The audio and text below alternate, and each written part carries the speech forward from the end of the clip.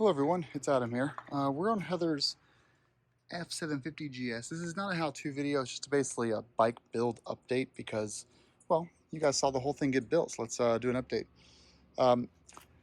Through a promotional thing with Denali 2 years ago, they supplied us with the D2 as well as Harley's. It's always Aerosmith.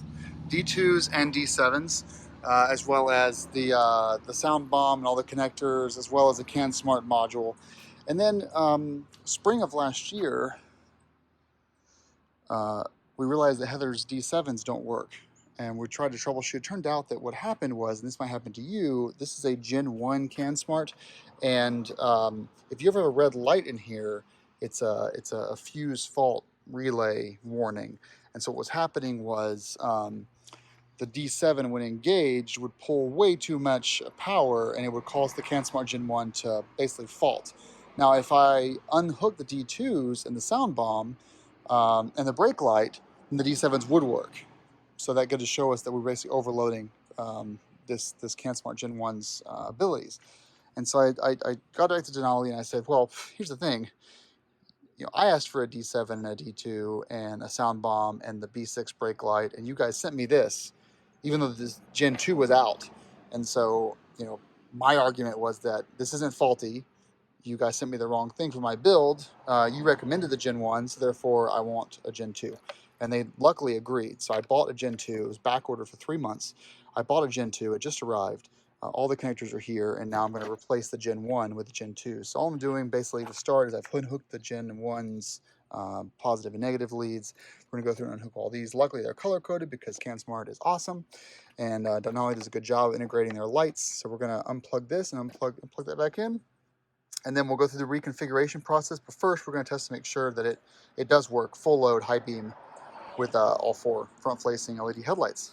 Let's get going. Now, first thing you'll notice when you're going from Gen 1 to Gen 2 is all of these plugs are 3-prong. There are no more 2-prong. So this one here won't work.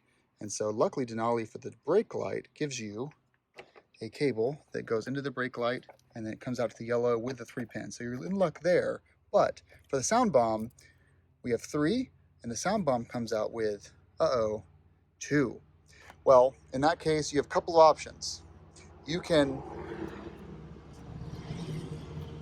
freaking Harleys. You can use the brand new included sound bomb cable, which is here. There's your A and B for your sound bomb and then 3-prong. You can run this, you know, through there if you want to, which I have, which goes under my fuel tank, unfortunately.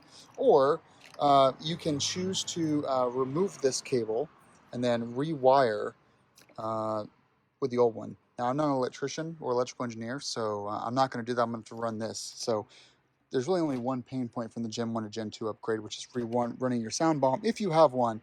If you don't, well, then you now have a new 3-prong connector, which is nice to have.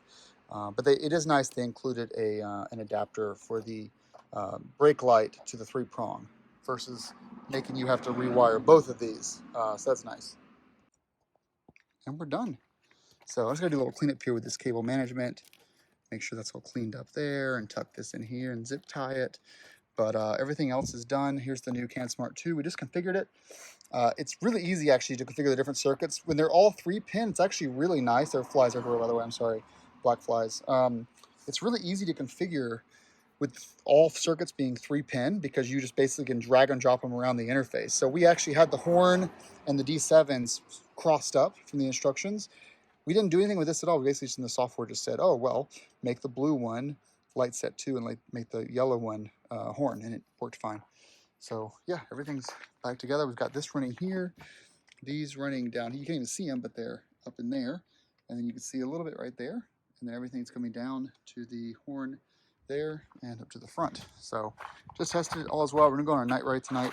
It'll be the first time Heather's had working D7s in like a year and a half of ownership. But hey, worked out fine. Thanks to Denali for standing by your product and doing a swap for me. Everything looks great, and yeah, very exciting. Cool, guys. Hope you enjoyed the video. Hope it was helpful to someone, and rock on.